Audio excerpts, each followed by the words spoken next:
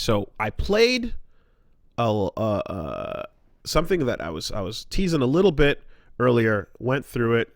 We've been playing Sonic Robo Blast 2. What the fuck is that? Sonic Robo Blast 2 is the best 3D Sonic game. All right, let's. It is a fan-made game Okay. from Already. fucking decade ago. And here's the important part. It is a sprite that is running on a 3D background. It's a Doom mod. But the world, picture a world that is a Mega Man Legends-like world. Very blocky, textures that are vibrant and lively, that are very much resembling Sonic 2, Sonic 3, Sonic 1, all the old games on the Genesis. Has all that life. Dope. It has all that life to it. But then the character running around the map in 3D is 2D sprite.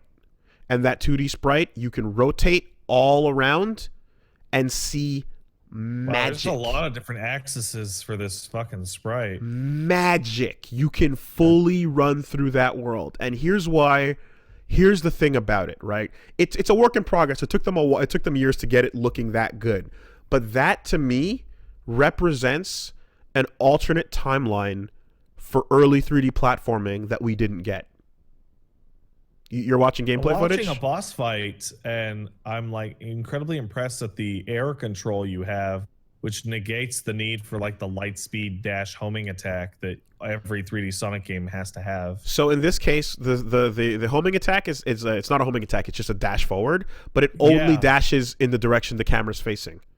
It never dashes you just away. Line it up and then you dash. Yes, right. It's way better. And then better. Knuckles flies in the direction the camera's facing.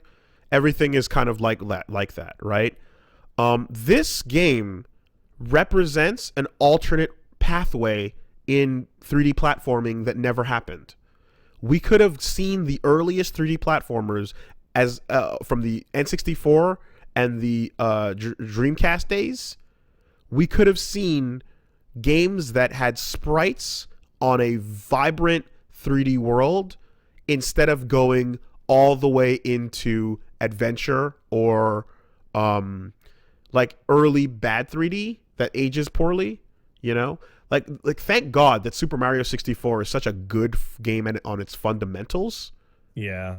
Because, you know, that game's like a miracle. It fundamentally has such strong design principles that it outshines the era of 3D it comes from, right? And I would say Ocarina of Time also has that magic about it. Yeah, I'd say so. I would absolutely say so. Where it's like you come from an era of awful, horribly dated garbage 3D. Yeah, because you could get a fucking Legend of Zelda Ocarina of Time, or you could occasionally get something like a fucking Castlevania 64. Sure, exactly, right? It's like fucking god damn it. Ocarina and you know 60 and Mario, like with the quality of their game design outshining the era they come from. But if we went this route, it would have been a much clearer link to the 16-bit era, but also embracing like 3D possibilities. It's more of a half step, but it looks so good.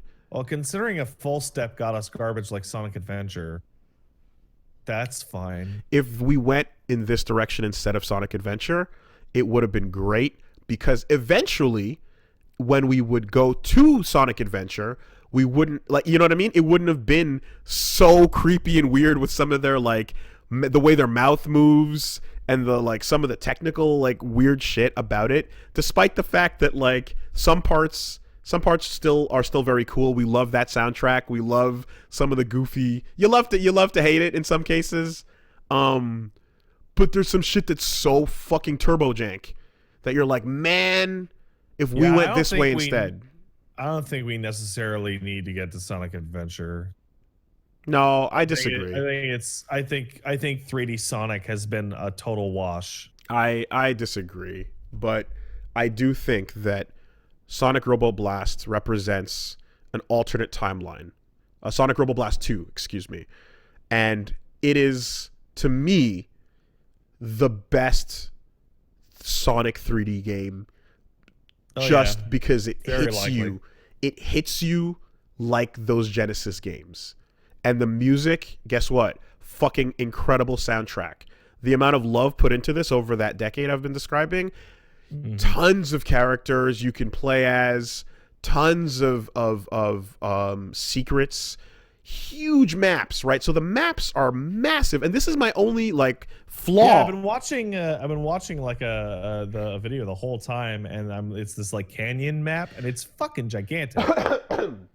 So the biggest flaw with the game is actually the fact that like so here's the thing, you can play it with mouse and keyboard, right? It's kind of how the default controls are set up. If you play with with a Hmm. stick, then you have like twin sticks, and then as a result you're constantly moving the camera because you're moving that fast, and you have to turn Yeah, the camera a lot. So jump and attack are on your bumpers, of course. so Yeah. that it ends up being a bumper controlled game, right? So you get used to the speed you're moving at, and you eventually get good at fine tuning some of your cornering and shit. However, the maps are so big because they're meant to be traversable by every type of character. So Sonic on his own, who can only run and jump, Tails who can fly, and Knuckles who can climb and glide, Right. and then other unlockables that cannot do either of those things. All have to be able to make it through. So every map has tons of pathways leading to the final goal, and they're so big that it's insanely easy to get lost. Very easy, right? Playing through a map for the first time, you will hit a checkpoint.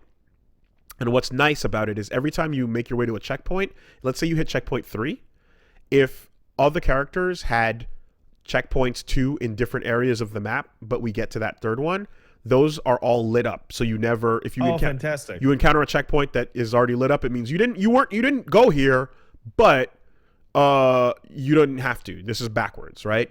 But there's still secrets back there. There's still things to uncover. There's still walls that you can break and power-ups to get and collectibles. So there's still, if you're trying to actually scrape every area of a level, you fucking will have a hard time doing so. So that is a bit of the issue. And then the second thing, which is a bit more minor, is the way that it's set up is you run into rings, you collect rings in the same way as you do in old Sonic games. But in this case, because they're in 3D space, the formations are very tricky to perfectly Very nail. specific. I Yeah. the best analogy I can come up for it is, remember in Star Fox when Peppy told you to stay in formation? Yeah. Remember how fucking hard that was? Because the outline is like perfectly lined up with the other group, with the rest of the group, and you're just doing your best. It's such a ridiculous like ask of the player to stay in formation that like you just eventually are like, okay, look, man, the best I can do is not be in formation, but turn and roll when you guys turn and roll. So there will be cases where you see a bunch of rings lined up in a perfect curve, and you're like, I can't fucking run a perfect curve, We'll get good, man. and there's no light speed dash. So just go back, stop, and collect them all because you missed 4 of them, you know.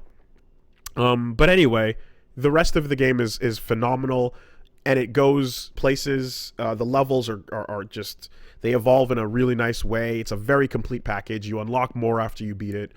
It's just incredible. It's incredible, and it's fucking free, and it's out there. And like, it shows you that like, yeah, the Sega fan games have been a thing for a while. Sega encourages their fan games, so A lot of them are really good. yeah, it's the result of, I think, the company officially sanctioning them, you know. And as a result, now you have this. So everyone knows about the kart game because I think that's a more recent thing. This is older, and that kart game that was based on this is what everyone's like. Yeah, check that out. I'm like, yeah, definitely plan to. But just that adventure game that was from 10 years ago is now like the best 3D Sonic game. Period. And So one of the most interesting things about this conversation, Wooly, is that we've been pretty harsh on the Sonic adventure games. Because I'm looking at this, and just from the footage, I'm like, man, I would way rather play this than either of the Sonic adventure games. you would. And there are some people, possibly right now, they're like, why they gotta hate on Sonic Adventure? They so wrong, right? And the funniest thing about that is that I look at that and I smile because let's take Mothman for example, friend of the show, Art Man, Mr. Moth. Yep. He loves Sonic Adventure 2. He did. But see, now I know that Mothman is an idiot because that game is trash. And I feel smart as a result. So I love it when people tell me that my opinion is stupid because it allows me to see who was actually the stupid. Listen, you don't have to go.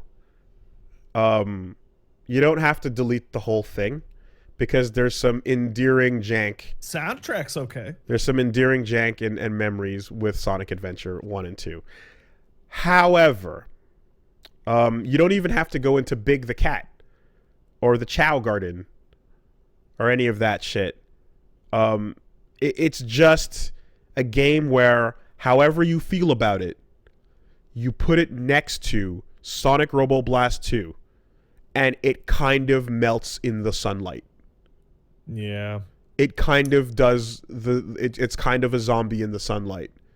In the face of a game that fucking crushes it like this, that keeps all the 2D charm, all the amazing feelings of like what you love about the sprite art, but now in an open 3D world where you still feel the speed of 3D like traversal. It keeps it all in there, you know. And it also has a cutscene at the beginning and it has a little end, and then it has some zones and some boss fights. And then when you collect collectibles, instead of the bonus, you know how the bonus game in Sonic, where you're running down the fucking on the sphere or down the sphere one or the half pipe one? Both of them. You know how those mini games are basically just the game you're looking at? Yeah. So those wouldn't be very special at all, would they? No. Because those 3D like like games are just the whole game this time. So what do? You got to do something extra special for that. Well, in fucking Sonic Robo Blast 2, the bonus levels are you flying as Supersonic, Knuckles, or Tails, and you're playing Nights into Dreams. They're awesome bonus levels. You're flying. Right. You're flying, collecting the rings, doing loop-de-loops, spinning, going into the foreground, coming out the background. It's a flight on rails, but it's such a fun bonus level to throw in there. And then you just go back to the regular game. Super great. Super, super great.